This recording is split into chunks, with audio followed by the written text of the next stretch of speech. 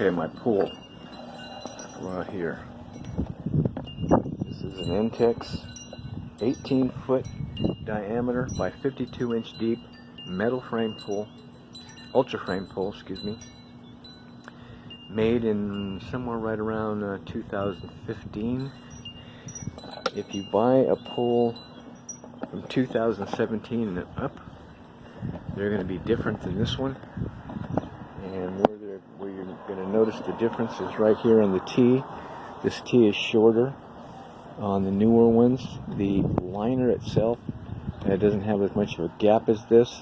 The legs, horizontal and the vertical legs, are going to be different because the T is different. They won't interchange with this pool. I like the looks of them better. They just look more sturdier to me than this one. So if I ever got a new one, that's the one I would get. Okay, the pool, let's look at the filter. This is a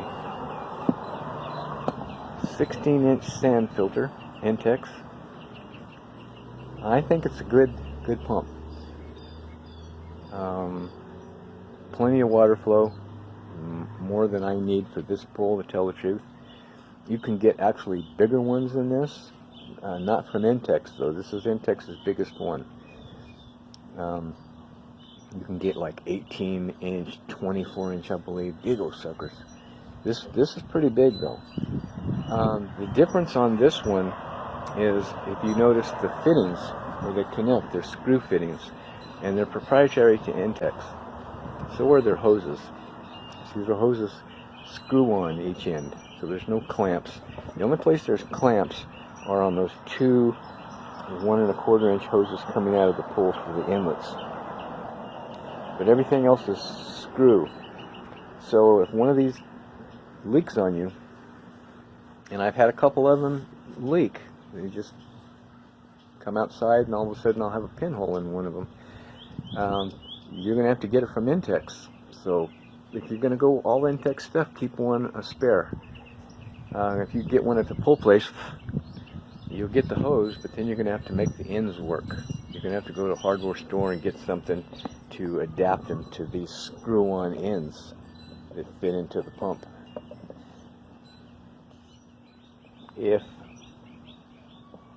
the previous pools had a single inlet, similar to that right there, that's the outlet, but there was just one. To be honest with you, I actually like that one better. Less that can go wrong, less parts to replace. Well, the story goes that there was a death a few years back. Somebody got sucked into one of these inlets inside the pool and drowned. Having a hard time believing that story, but that's the story. So after that, the result was all pool makers switched to a dual inlet. So a dual inlet on the inside of the pool, each inlet's going to be half the suction of a single. But being that they're coming into one and to a T and then back into the inch-and-a-half pipe, the water flow going back into the pool, or going into the pump and back into the pool, is going to be the same. I have not noticed any difference. So less suction from each one, same water flow. More parts to replace. Excuse me. Some people go hard plumb. You can see a lot of YouTube videos on it where people hard plumb their pools and they show you how and what parts they needed, because there is some adapting to be done. So if I have went that way before, it looks a little tidier. You know, you don't have to worry about hoses breaking on you. The downside of them is they're not as portable. If you need to replace something, instead of the individual pieces, they're all glued together now. So instead of having a bunch of pieces, you have 2 or 3 pieces, big pieces. So if you need to take them apart, take them into the garage, it's a little bit more work. For me, a hard plumb is more like for someone who's just plans on parking their pool and not leaving it there and not moving it again until for the whole duration of the life of the pool. That really doesn't work for me. Like I said, I've hard plumbed, and I ended up getting rid of the pieces and just going back stock. But it's whatever works for you. You can see my back hose, my backwash hose. It's just a flat hose, backwash hose that you can buy. And if you look down here, you can see that what it's wrapped around is a standard hose, just like that one right there, that had a hole in it. And this hose is a 2-inch, comes in a roll, and it will fit over the existing hose. And then you can see I have a clamp right there. So I made a regular Intex hose, and then this flat backwash hose work for this. So, and then I can roll this up real easy and put it back right here if I want to. So this works out real well for me. Right there between the pool and the house is where I used to have this pump for quite a few years, actually. And the grandkids, when they would go in and out, they would have to step over the hoses, and they would trip over the hoses. And I finally said, you know what, I need to move this. I knew it was going to be a little bit of a job, because before, where it was, the hose just went up, the electrical cord just went up and plugged into my outlet. You can see right there. Well, when I moved this to right here, now I got that cord to deal with. So I had to dig a trench, put a PVC pipe down, and threaded this electrical cord through the pipe and then up, and then plugged into the outlet. When I did this, my mistake was, you can see where the cord's coming out of the ground. I should have come up with another pipe and put an outlet right there, an outdoor outlet. That was an oversight on my part, because if I need to remove it, now I'm going to have to dig down to the PVC pipe, pull the cord all the way through there, and then when I want to move the pump and bring it back, I'd have to set it down and then thread it back through the PVC under the ground and back up. So you can see a problem I just created for myself. So if I ever have to do that, I will go ahead and fix it. I will dig down and put the pipe on there and put my outlet on it, and I'll be good to go. So I should have seen that from the beginning. Okay, this electrical cord right there. You can see it's just a regular electrical cord, a plug. It used to be a GFI plug on the end of the cord. That's what comes with the Intex pulls. They're meant to be used if you're going to use this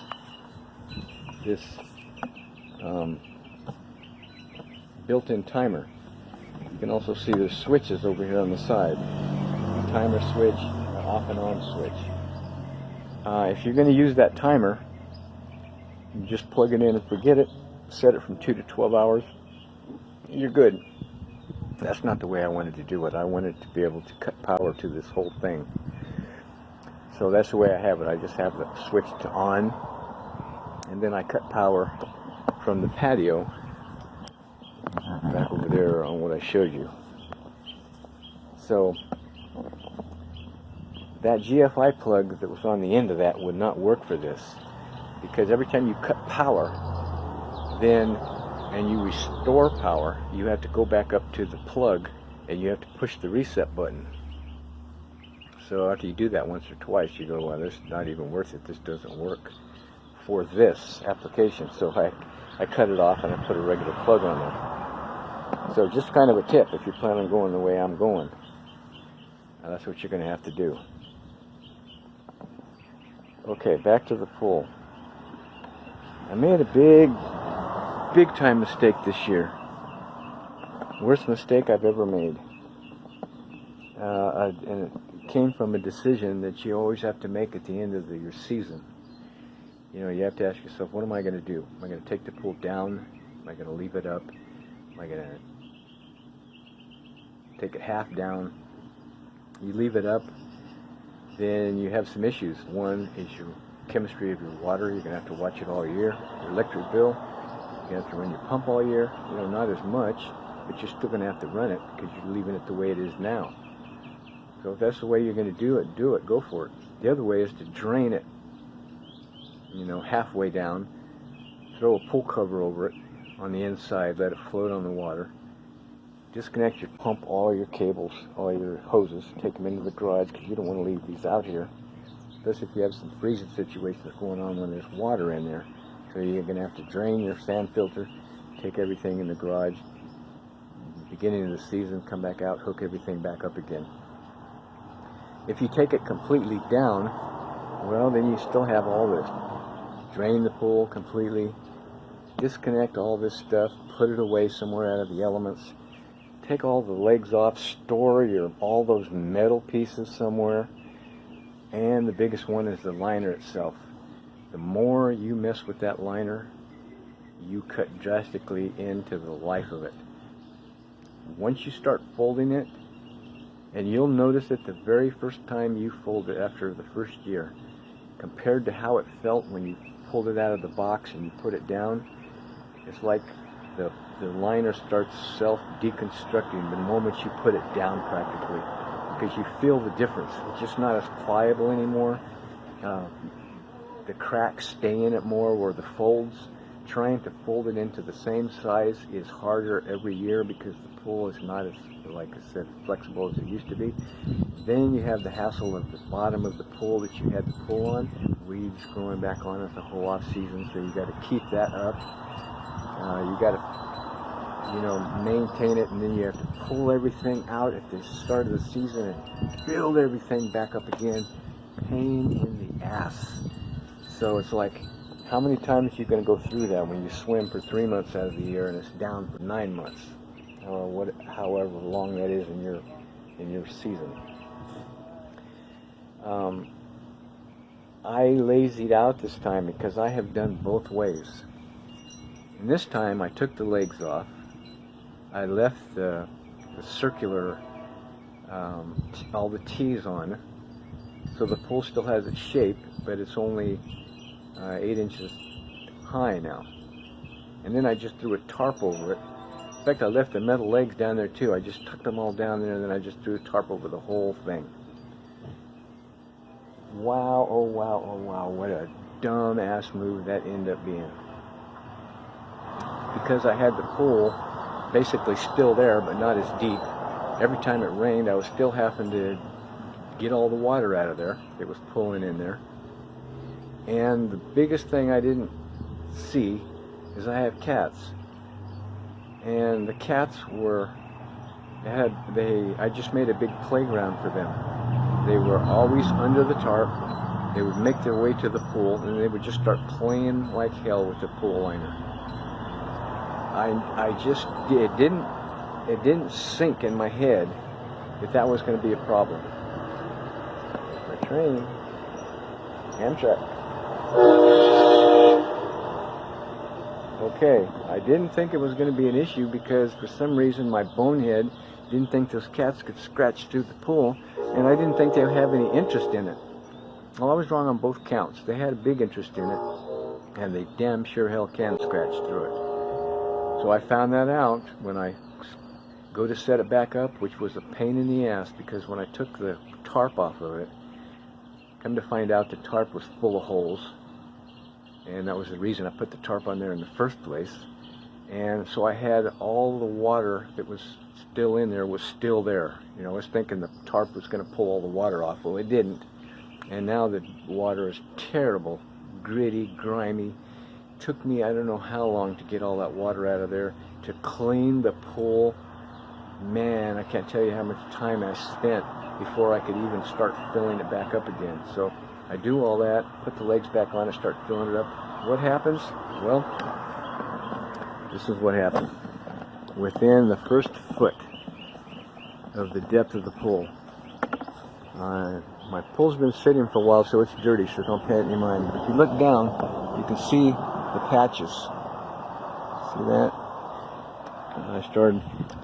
Because I started noticing water on the outside of the pool. So I patch one, and then I go over here, and I patch another one, and then another one, and then another one. Another one, you can see some of those patches. There's like 4 or 5 holes under the patch. Over here, patches, patches, patches, up the ass, patches. And you can see here, across the pool, see my big dip right there? Worst one I've ever had. The pool liner, or the legs, is supposed to be like that. It's supposed to be right on top of the ground. Ground's supposed to be dry, so on this side of the pool wasn't much of an issue, although you can see there was some drop right there. Now when you get back on the other side, there's my first one. There's my big dip. You can see how much that sunk because it was filling. Same right there. And so you can still see a little bit of dampness right there. And then if you notice, you can see where I'm big time damp right here because you can see all the grass growing right there. So I still haven't got all the leaks yet. If you look over here, you can see, look at that piece right there is completely buried. It's just from the weight of the pool and the ground softening with the water leaking. Crap, crap, and crap again. What a dumbass. I can't even tell you. Every time I look at this pool, that's what the word comes. It's like I'm looking in the mirror and I see a picture of dumbass because of me and just what I ended up doing this year and how bad the outcome was. So then I go, okay, this was about it for me. This was about, I've had my share of work to this pool. 2 pools now for 10 years, and this one almost made me give up. This one almost said, you know what, I've had about enough of this. I don't know how many more times this pool can kick my ass, and I just keep getting up and say, give me some more. So came close. Then I started thinking about it, and I says, well, the pump is only a couple years old. The metal members all the way around the pool are still in good shape. There's not much rust on them. So I said, well, if I'm going to not give up yet, maybe a new liner, it'll be worth it to get a new liner because of all this other stuff I just said. So luckily, Intel still makes liners for this pool. They cost $209, somewhere around there. Shipping and handling about $240, mid $240s. So I said, all right, I'll go ahead and do it. So I went ahead and bought one. In fact, I already have it sitting in my garage. What I planned on doing was, as soon as I got it, draining this thing, taking it apart, getting rid of the liner, putting the new one on. Well, after all this work that I just went through, and all the patches, me and my granddaughter, we're sitting in the pool. This is funny. She's the one that helped me patch most of these. See the 2 weights down there? I needed those weights because after about the first foot, when I'm still adding water, well, now you can't stay down long enough to put the patches on. So I have to put the weights in the pool, and her and I are going down and with our masks on, and we're holding on to the weights so we can stay down there long enough to find the holes and patch them. It was kind of funny. She's the one that actually found more patches than me because her eyes are a lot better than mine. So I said, you know what, since the pool's already up, I'm going to see if I can get this last year out of it. So I'm going to keep my eyes on the leaking and see if it'll work. If I can, then I'll just start next year fresh with the new liner. If I can't, then I might have to do it this year. I mean, if it just, if the holes get more, well, you can see right there, that's the one that gets me right there. See, that's the one you can really tell because of all the weeds right there. See that? See, I have to really monitor this to see if I can make it one more year, and I hope I can, because that's just one more year I'm going to get out of this new liner. So that's kind of my pool story. If you notice, this pool doesn't have a skimmer on it. I don't need one. You know, I found out over the years. I used to have the cheap Intel one, basically a bucket that floats in the pool that's hooked into one of these inlets. And it does actually work pretty well. It just bobs a lot because it just clamps to the side, and it's hard to get it to stay there. As long as the water's like this, it's fine, but as soon as the water starts moving, either from swimming or from even the pump running, next thing you know, that bucket will be out in the middle of the pool. So I finally got tired of it. See a lot of videos of people putting in-wall skimmers in their pool, cutting them in. Now there's no way I'm even attempting to do something like that. There just ain't no way in hell. Some people do it though, and they swear they get good results. I'm just not going to do it. One, I don't need it. I'm not going to cut into my pool like that. Another one is I'm not going to lose the water depth, because if you cut these things in, I mean, you can look right here. Let's say right there. Well, you go up as high as you can, maybe to your cut. I mean, you can't go. I mean, you have to try to figure out the integrity of the pool. So about as high as you can go is right here. You're going to cut down to about right here, and then your water height is going to be about right here. It's going to be about right in the middle of the skimmer.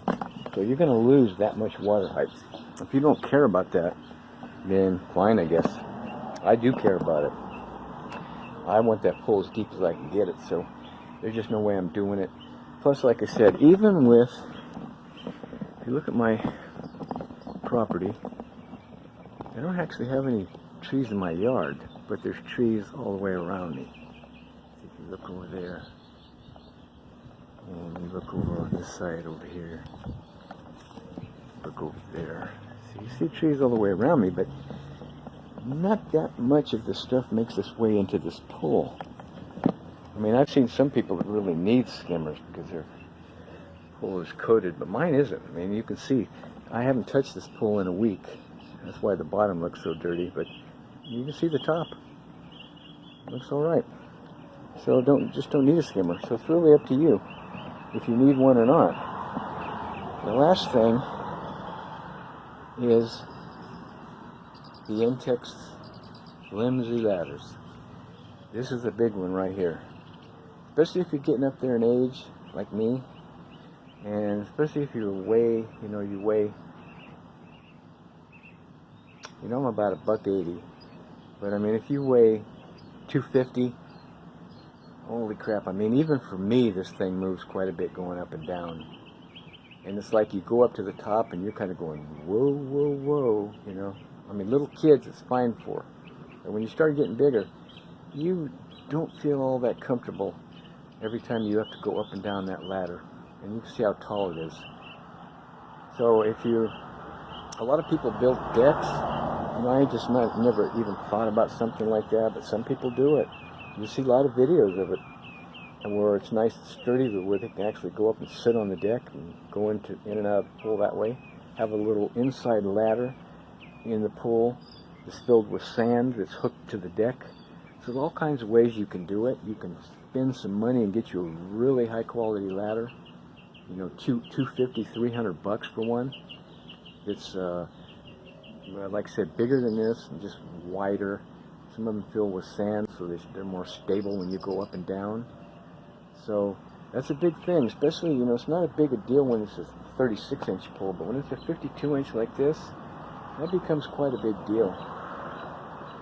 Also, too, you notice I have it sitting outside the pool. That's a little tip for me. If you're using one of these, when you're not in the pool, take it out of the pool. Even though it's a little bit of a hassle to have to be lifting it over the pool and back in each time, take it from me, that ladder's going to last you twice as long. I had one go out on me already by leaving it in there 24/7, because the rust is just constantly eating it from the inside out, and pretty soon it'll just break on you. And that's what I had one on me. I was walking up the ladder and it just snapped on me. And it was the part that was in the water all the time.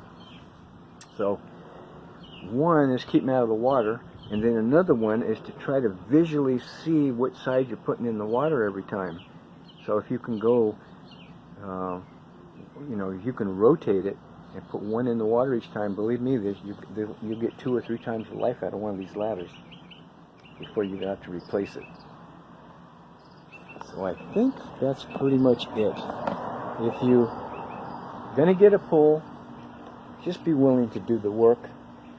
Don't think it's going to be a sit it and forget it deal. If you're not willing to do the work, and believe me, you talk to anybody who's had a pool 10 years plus, and they'll tell you how much work's involved, unless you're paying somebody.